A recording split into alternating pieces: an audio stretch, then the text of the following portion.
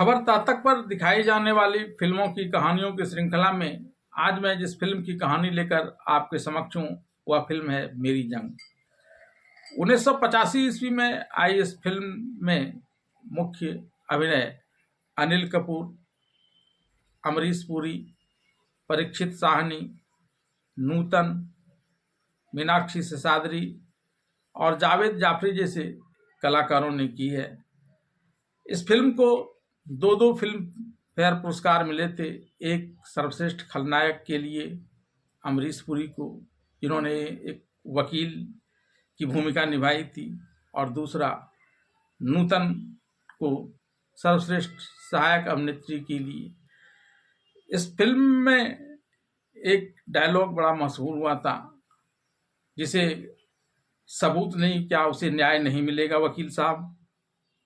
और एक गाना भी बहुत पॉपुलर हुआ था, जिंदगी हर घड़ी एक नई जंग है, जीत जाएंगे हम, जीत जाएंगे हम, अगर तेरा साथ है। हालांकि शुरुआत में जब इस गाने को प्रदीप वर्मा नामक एक व्यक्ति ने गाया था अपने परिवार के लिए, तब वह एक झूठे मुकदमे का सामना कर रहा था, और जिसमें अमरीश पुरी, जिसने ठकराल भूमिका निभाई थी वकील की, उसने सबूत के अभाव में सब कुछ जानते हुए भी किया अपराधी नहीं है, उसे फांसी की सजा दिलवा दी थी। और बाद में उसी के बेटे अरुण ने इसी गाने को सुनकर, इसी डायलॉग को सुनकर एक ऐसे केस को अपने हाथ में ले लिया था, जिसके लिए सबूत में उसने ऐसे सबूत जुटा लिए थे जो उसकी ज़िंदगी 2 या 3 घंटे में ख़त्म कर सकती थी। और सब कुछ जानते हुए भी अदालत में उसने वैसा किया और उस केस को जीत लिया और ठकराल को शिकस्त दी। इतना ही नहीं, गलत तरीके से लोगों को जेल में फंसाकर उसे फांसी की सज़ा दिलवा देना अपना अधिकार समझने वाले वकील अमरीश पुरी की भूमिका जिसने निभाई थी ठकराल की, उसे भी बाप और बेटे के साथ जेल में पल भरवाया और फिर कानूनन उसे सजा दिलवाकर ऐसे लोगों को राहत प्रदान किया जो कानून में सबूत नहीं जुटा पाने जाने के कारण निरपराध होते हुए भी फांसी की सजा पर झूल जाते थे। आइए जानते हैं फिल्म मेरी जंग की क्या है पूरी कहानी।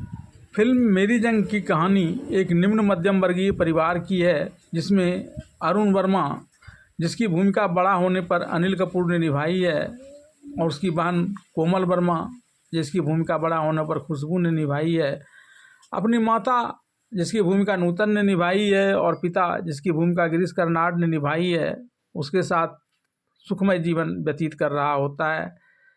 उसके माता पिता अक्सर उन्हें एक गाना, जिंदगी हर कदम एक नई जंग है, जीत जाएंगे हम, जीत जाएंगे हम, तू अगर संग है, सिखाते हैं, जिससे वह जीवन में आने वाले सभी परेशानियों का मुकाबला कर सके। कालांतर में अरुण के पिता को एक झूठे मृत्यु के प्रकरण में फंसा दिया जाता है और उसे वकील जीडी ठकराल, जिसकी भूमिका अमरीश पुरी ने निभाई है, गुनाहगार साबित कर देता है।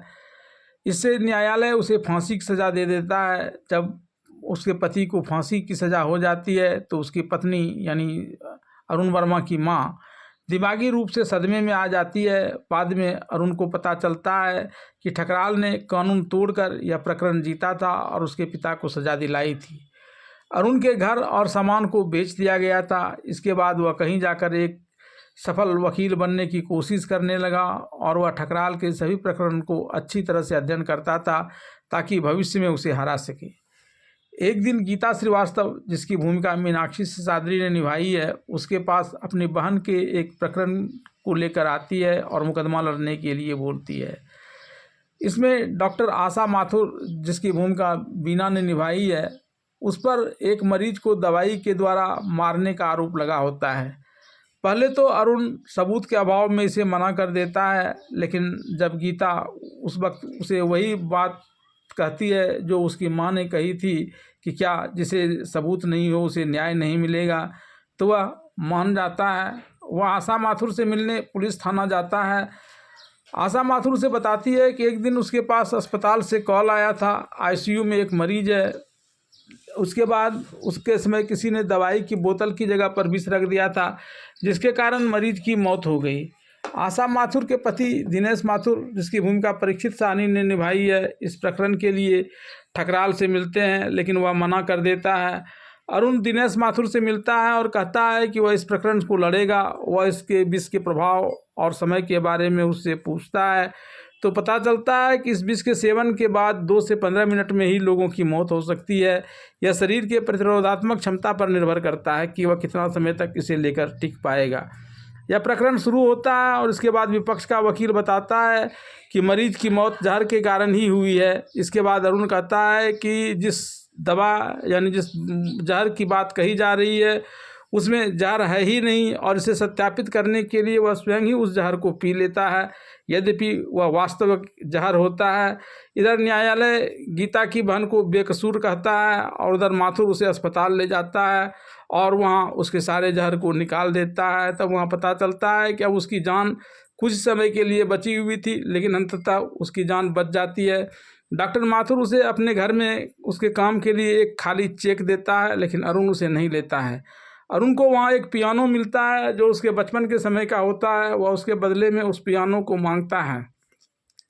वह उसे उस पियानो को दे देता है और उसकी कहानी बताने के लिए कहता है। तो वह कहता है कि पिता की मृत्यु के पश्चात उसने कभी अपनी माँ को नहीं देखा। ठकराल का बेटा विक्रम इधर अरुण की बहन कोमल को जाल में फंसाने के लिए चाल चलता है। उसे पता चलता है कि उसकी बहन भी उसी महाविद्यालय में पढ़ती है। वह उसे अपने नृत्य और अन्य प्रतिभाओं से पटाता है। उसकी यह चाल काम कर जाती है और कोमल उससे प्यार करने लगती है। वह उसे भागने के लिए कहता है जिससे उसके भाई की इज्जत गिर जाए, लेकिन उस समय विक्रम की एक पूर्व प्रेमिका विक्रम का वास्तविक चेहरा उसके सामने लाकर रख देती है। विक्रम अपनी पूर्व प्रेमिका की हत्या कर देता है, इससे गुस्सा कर, जो कि माथुर परिवार की गवाही भी होती है। एक दिन माथुर अरुण के घर उसकी माँ की तस्वीर देखता है। वह अरुण को उसके बारे में बताता है कि वह जीवित है। उसे ठीक करने हेतु वह उसे अपने घर में ले आता है, जो पागल खाने में रह रही थी। वह उसकी ज़िंदगी हर कदम नामक गाना सुनाता है। जल्दी ही वह समय भी आ जाता है जब अरुण ठकराल के विरुद्ध वह प्रकरण लड़ता है, जिसमें उसके बेटे ने जो हत्या की थी उसके मामले को ठकराल अपने बेटे को बचाने के लिए उसकी मां का अपहरण कर लेता है। अरुण और ठकराल के मध्य लड़ाई के दौरान ठकराल द्वारा उसके मित्र के बेटे पर गोली चल जाती है। इसके बाद उसे और उसके बेटे दोनों को अरुण जेल में डलवा देता है और उस पर मामला चलाकर उसे अपराधी घोषित कर देता है। अपने बेटे को न बचा पाने के कारण ठकराल पागल हो जाता है, ठीक उसी तरह जैसे उसकी मां हो गई थी। और अंत में अरुण की शादी डॉक्टर गीता माथुर से हो जाती है और फिल्म का खुशी खुशी अंत हो जाता है।